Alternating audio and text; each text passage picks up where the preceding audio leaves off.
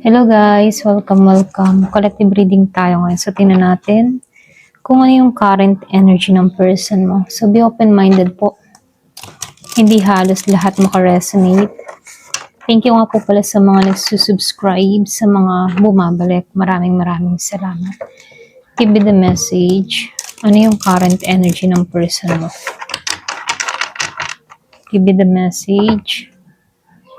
Ano yung current energy ng person mo?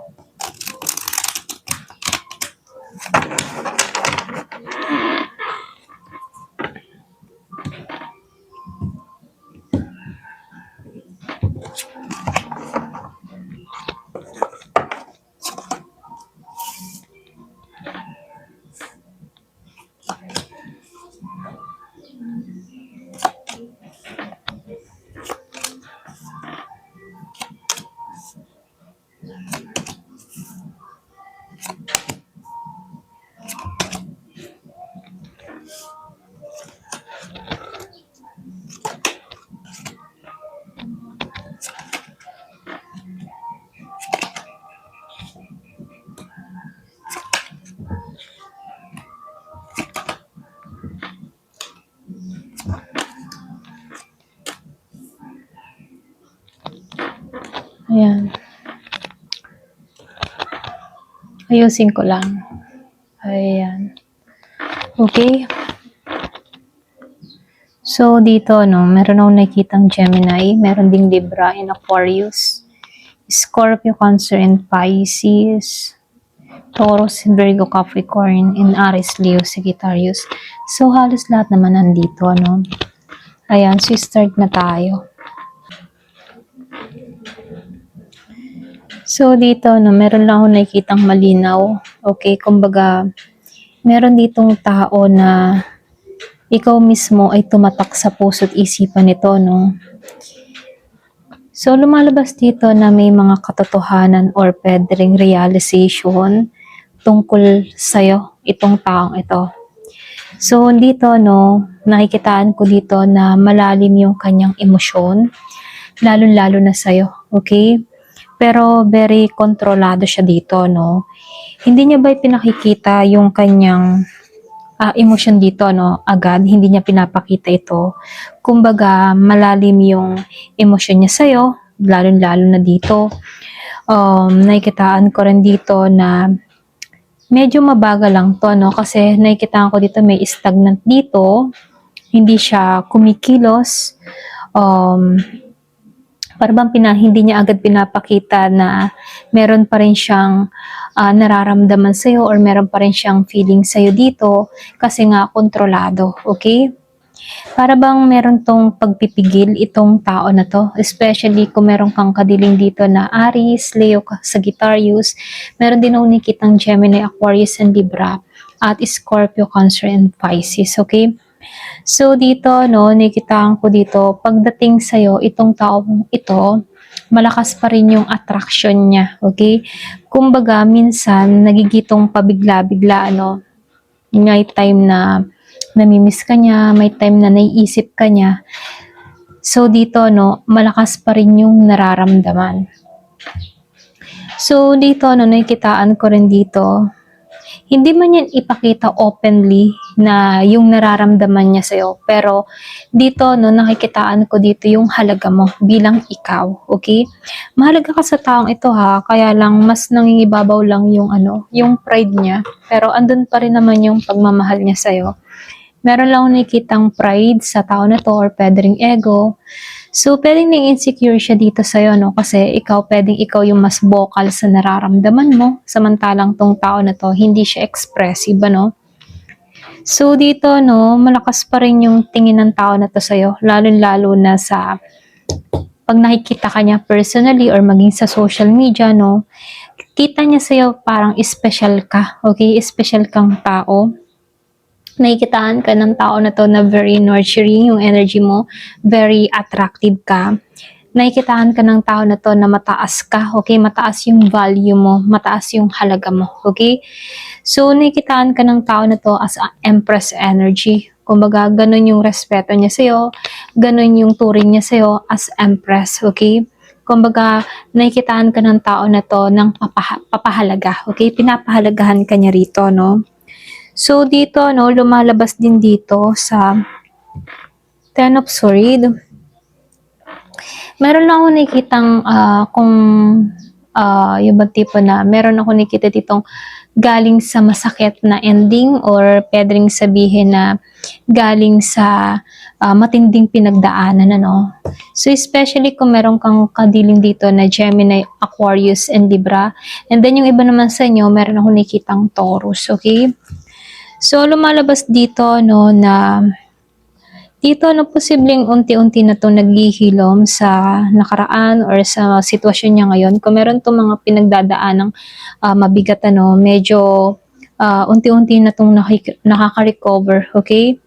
Posible itong tao na to unti-unti na rin nakaka-recover sa'yo, okay? So, nakikitaan ko lang din dito na may soft feeling siya. Para bang gusto kanyang kausapin or pwede rin gusto kanyang, alam mo yun, mag-reach out in a sweet way. Gusto niyang halimbawa, tumawag sa'yo, mag-message sa'yo ng malambing, ganon. Para bang gusto niyang gawin yon. So, nakikitaan ko dito na nag-observe to sa'yo or pwede rin nag-stalk siya rito, no? Para bang kita kanya sa malayo or meron lang nakikitang distansya sa inyong dalawa. So, nakikitaan ko dito, andun yung kagustuhan ng tao na to na mag-ayos, okay, makipag-ayos dito. So, dito, ano, meron lang akong nakikita dito na iniisip ka ng tao na to ng seryoso, okay? Kumbaga, no, dito sa judgment, ano, kaya to nakakapag-isip ng seryoso kasi nagkakaroon na to ng realization. Nakikita ng tao na to kung gaano ka importante sa buhay niya. Okay? Ngayon niya nare-realize yun. So, lumalabas din dito, medyo confused nga lang tong tao na to dito. Hindi niya kasi alam kung paano ka ba i-handle. Hindi niya alam kung paano ba makakalapit sa'yo. Kasi alam naman ng tao na to na hanggang ngayon, ano, pwedeng ikaw ay cold sa kanya or pwede ring wala kang imik, wala kang kibo, or pwede ring merong blockage dito, no?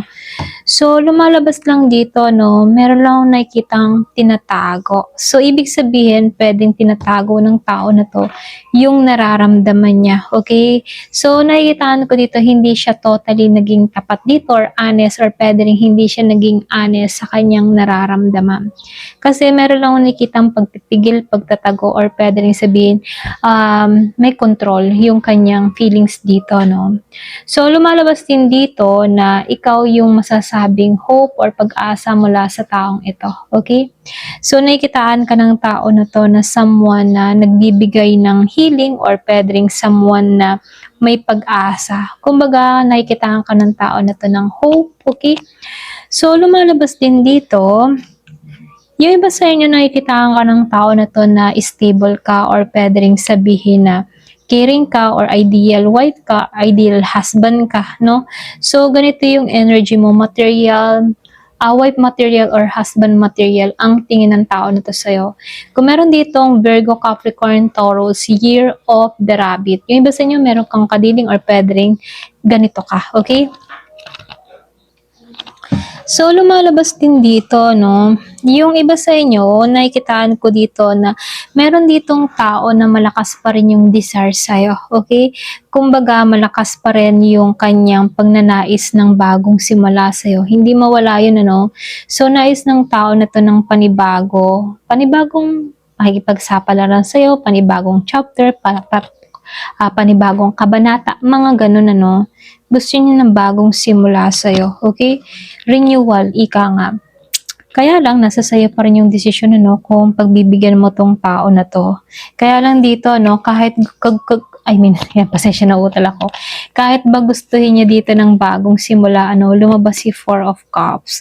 Kumbaga, sa Four of Cups, ano, na naka-upright dito, no, meron lang akong konting hesitation na nakikita mula sa taong ito, no.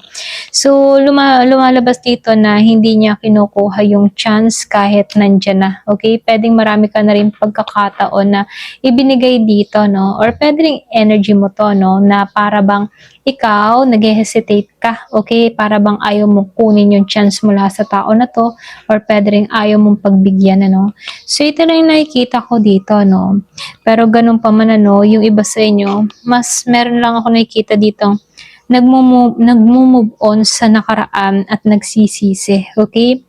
Posible gusto ng tao na to na ayusin yung mga nangyari sa inyo, ayusin yung connection ninyo. Kumbaga nakatanaw pa rin to sa malayo, pwedeng umaasa or pwede rin yung mga tipo na nangangarap muli sa inyong dalawa, ganon. Pero nakikitaan ko dito, malaki yung pagsisisi ng taong ito. So, nakikitaan ko dito, no, malalim yung ano mo, yung tatak mo. Kumbaga, malalim yung tatak mo sa puso at isipan ng taong ito. Okay? Hindi ka lang basta alaala, hindi ka lang basta ganun, ano. Kumbaga, meron kang marka na iniwan mula sa taong ito. Kumbaga dito, no, lumalabas na attracted pa rin tong tao na to sa'yo. So, nakikitaan ko dito, bagamat may mga pagsubok na nangyayari sa kanya dito, umaasa pa rin tong tao na to na balang araw, dito, no, maging kayo pa rin. Okay? So, ito lang yung nakikita ko, no. Ayan. Ayan, ito lang yung nakikita ko. Hanggang dito na lamang po. Thank you for watching. Love and peace.